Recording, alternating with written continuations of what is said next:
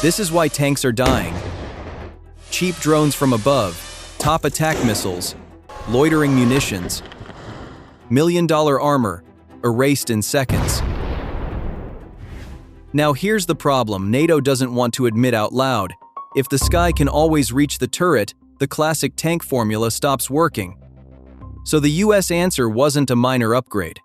It was a rebuild. In January 2026, the US Army rolled an early M1E3 Abrams demonstrator onto the floor of the Detroit Auto Show, then made the point clear. This tank is being designed for the drone battlefield first, and everything else second. The Army unveiled the first M1E3 Abrams early prototype at the Detroit Auto Show. This isn't about looking impressive under spotlights, it's about surviving the sky. And the twist is what they changed first. Not the gun, not the engine, the crew. For decades, tank crews lived in the turret. That's where they loaded rounds, saw the battlefield, and died when the turret got hit. The M1E3 flips that. The crew is sealed inside an armored capsule in the hull, separated from ammunition and separated from the turret. And the turret itself is built to be unmanned. That single design choice changes the survival math. If the turret is penetrated, the crew has a better chance. If ammunition cooks off, it's less likely to take everyone with it. And if drones are hunting the roof, you're no longer putting people where the roof hit is most lethal. This is the drone age tank answer, except that the turret will be targeted, then design the tank so the turret can be hit and the crew can still live. The turret isn't small and sleek, it's still substantial, and that's deliberate. Because the turret has to carry an autoloader, advanced sensors, and integrated active protection hardware. The autoloader is a key clue. The tank is built around a 3-person crew, not 4. That matters in a war where the logistics tail is a target. Fewer crew means fewer people to train, fewer people to replace, and a smaller internal layout that can be hardened more efficiently. But the autoloader isn't just about crew size, it's about tempo. If the tank is expected to fight in short, violent windows, then relocate before drones lock on. Rate of fire and rapid shoot-move cycles matter more than ever. Here's what most people miss. The drone threat isn't only the drone. It's the kill chain. A cheap quadcopter finds you. A spotter marks you. A loitering munition dives. A top attack missile hits where armor is thinnest. Then a second drone confirms the kill.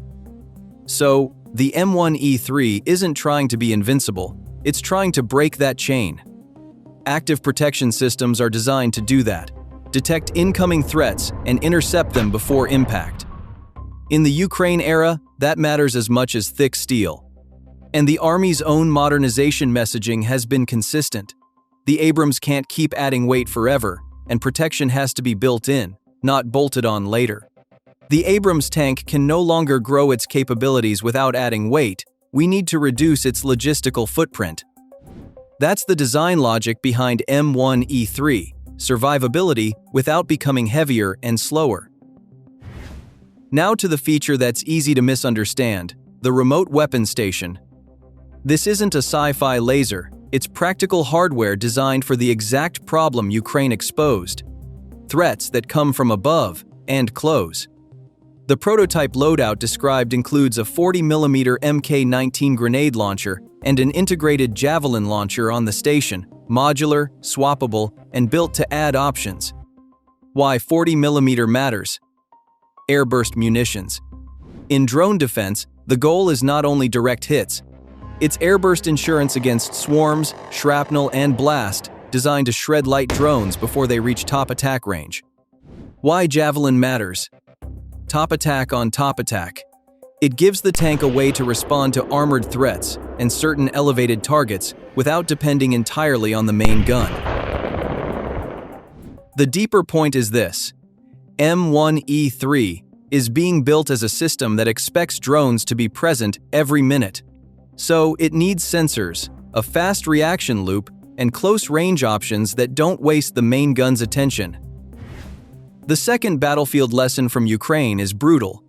If your fuel and parts convoys are visible, they're dead. A tank that burns fuel like a ship creates a giant, fragile logistics tail. And in a drone war, logistics is not background. Logistics is the front line. So the M1E3 emphasis on weight reduction and hybrid-ready architecture isn't a marketing line. It's about endurance and survivability. The Army's target weight in some reporting is roughly 54 to 66 tons, depending on configuration. Potentially more than 10 tons lighter than the heaviest M1A2 variants. And the early Detroit demonstrator was still shown with the familiar AGT 1500 gas turbine, even as the program direction points toward hybrid electric support for silent watch, lower thermal output, and reduced acoustic signature. Less weight means better mobility on weaker bridges and roads, less recovery burden when a vehicle breaks down, lower fuel demand, smaller resupply signatures, and faster movement between cover positions. Hybrid-ready doesn't automatically mean silent tank, but it does point toward future flexibility, managing heat and acoustic signatures, powering sensors, and supporting a software-heavy platform without relying on purely mechanical solutions. The third shift is invisible but decisive. Software. Modern armor isn't only steel, it's sensors, processing, networking, electronic warfare awareness, and upgrade cycles. The Army has described the M1E3 as a software-forward design with modular open systems architecture, meaning upgrades can be integrated faster than traditional overhaul cycles. That matters because drone warfare evolves monthly, not yearly. New jamming tactics appear, new drone profiles appear, new countermeasures appear. A tank that can't update quickly becomes obsolete quickly, even if its armor is thick. And the Army stressed another point in Detroit.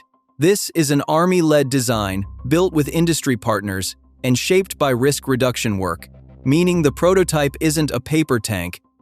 It's a testbed meant to get real technologies, software, mobility, lethality, into soldiers' hands faster. That changes how you think about modernization. Instead of waiting for one huge upgrade every decade, the tank becomes more like a platform that can be refreshed in smaller, faster cycles. New sensors, new counter-drone packages, new electronic protection modules, new networking, without redesigning the entire vehicle each time. So what's the NATO shock here? It's not that the US built a new tank. NATO countries will modernize anyway. The shock is the direction. The M1E3 concept pushes armored warfare away from front armor duels and toward survive the sky, break the kill chain, keep moving. If NATO armored forces restructure around this concept, crew capsule survival, unmanned turrets, integrated APS, rapid software upgrades, then a lot of existing European assumptions change. How many tanks you need, how you train crews, how you sustain brigades, and what you protect first in a war. It becomes less about who has the thickest frontal plate and more about who can keep armor alive under constant drone observation. And that is exactly what Ukraine has forced everyone to confront. Now the reality check. No tank is drone-proof. No active protection system is perfect. No turret design makes armor invincible. What M1E3 does is raise the cost of killing a tank. The crew capsule increases survivability after penetration. APS disrupts guided weapons. Lower fuel demand reduces vulnerable logistics tails. Hybrid-ready architecture and software upgrades reduce signature exposure over time. And the unmanned turret changes the penalty of a turret hit. That doesn't guarantee survival. It improves odds, especially in a battlefield where odds are decided by the first drone that sees you. The other message in this reveal is speed. Reports in US defense media say the Army plans to push early M1E3 prototypes to soldiers for testing sooner than previously expected, years ahead of schedule. The Army is rolling out prototypes to soldiers years earlier than planned. That's not a small detail. In modern warfare, speed of iteration is power. The side that adapts faster survives longer. Over the next 72 hours and the next few months, watch 3 things.